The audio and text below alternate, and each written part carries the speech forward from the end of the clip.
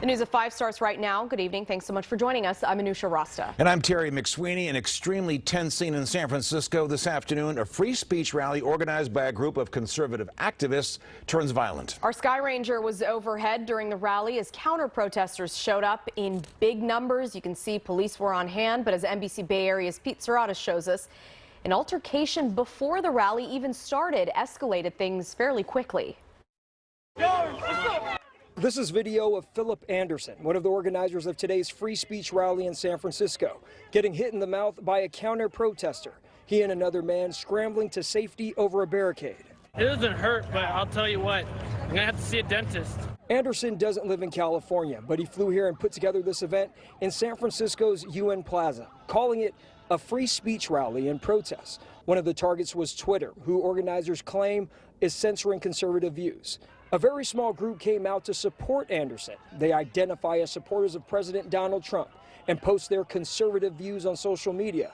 But they say violence is not the answer. Violence needs to end. It has nothing to do with Donald Trump or anyone else. It has to do with free speech. Anderson and his supporters did take the stage briefly, but as counter-protesters shouted them down, the rally abruptly ended after about 10 minutes. San Francisco police were on hand to separate the two sides, but the rally organizers were clearly outnumbered.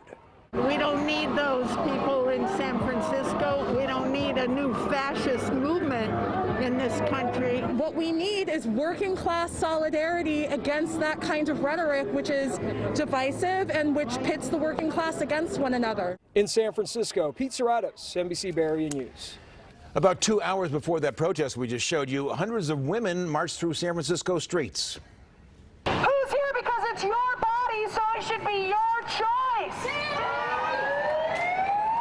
The March for Our Rights started at Grove and Larkin, ended at the Embarcadero Plaza. The protest filled the streets, delayed traffic.